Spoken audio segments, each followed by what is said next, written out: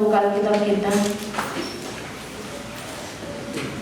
yang terambil dalam Matius pasal 22 ayat 39.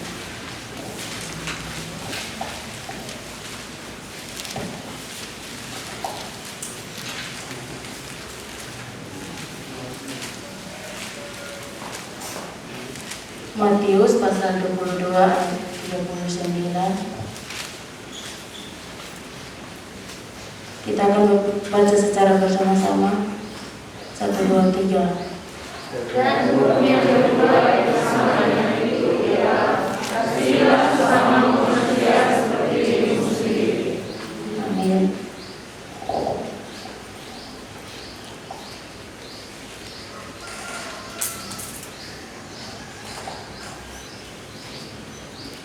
Di sini saya ambil tema kasihilah sesama manusia.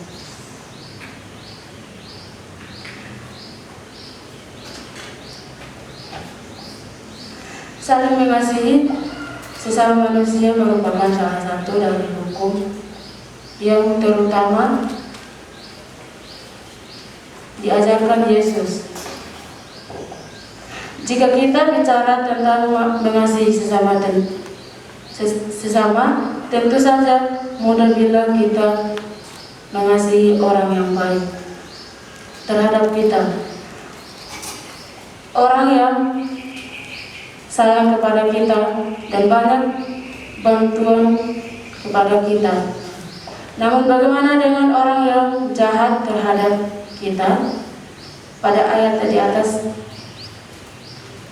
tidak disebut bahwa kasihilah orang yang baik, namun kasihilah sesama manusia apapun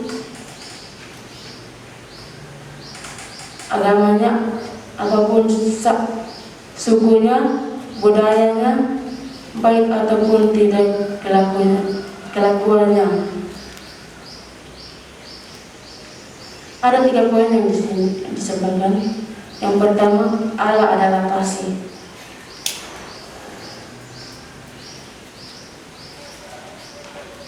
Mengapa kita perlu saling mengasihi? Karena Allah adalah kasih dan sudah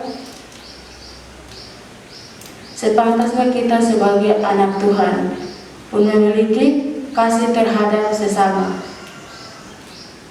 Seperti bagaimana Allah mengasihi kita semua, kita pun mengasihi Allah dan sesama manusia.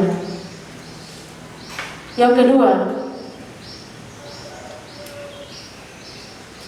mengasihi sesama berarti kita mengasihi Tuhan. Mengasihi Tuhan dan mengasihi sesama adalah bagian yang tak terpisahkan. Seseorang tidak dapat mengatakan dia mengasihi Allah apabila tidak mengasihi sesama. Hubungan kita dengan Tuhan sangat tergantung bagaimana kasih kita terhadap sesama. Ketika kita mengasihi Tuhan, berarti kita juga mengasihi sesama. Ketika kita tidak mengampuni orang lain, Tuhan pun tidak mengampuni kita. Dalam pembacaan Matius 22 ayat 39 menyatakan bahwa mengasihi sesama sama kedudukannya dengan mengasihi Tuhan, sama pentingnya dan harus berjalan secara bersama. Yang ketiga, mengasihi sesama positif bagi diri kita.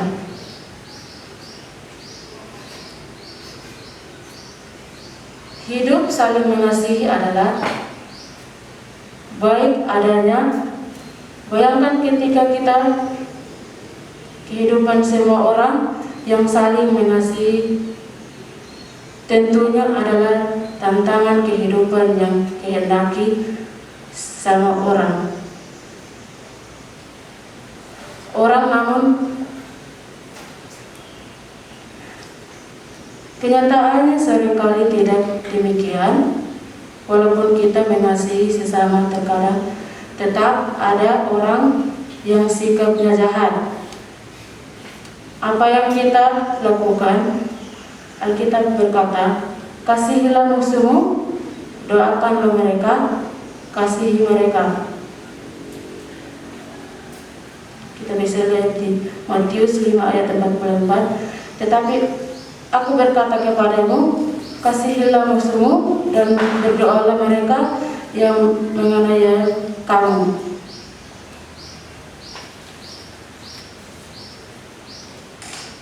Perasaan yang muncul terhadap musuh cenderung kebencian, dan tidak ada dampak baik yang muncul karenanya. Kita cenderung membalas, senang terhadap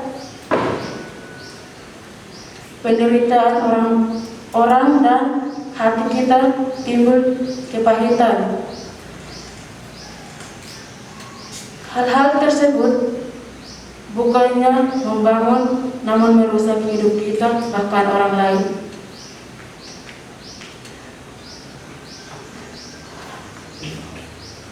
Ingat bahwa Tuhan mengampuni orang yang mengampuni, mengasihi bahwa musuh kita, dan tidak membalas, memberikan kelengahan saat orang lain membenci kita, memiliki mengasihi. Orang yang tidak nyaman ketika mengasihi musuhnya, berarti dia belum mengasihi dengan tulus.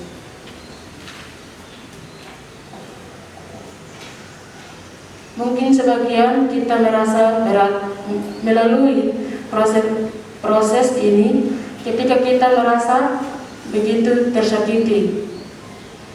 Latihlah dirimu mengasihi dan mengampuni, walaupun awalnya memang terasa sulit.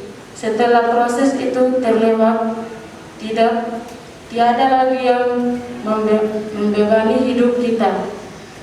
Tidur terasa nyaman, menarik nafas begitu lega, hidup penuh sukacita dan saling mengasihi kita jalani.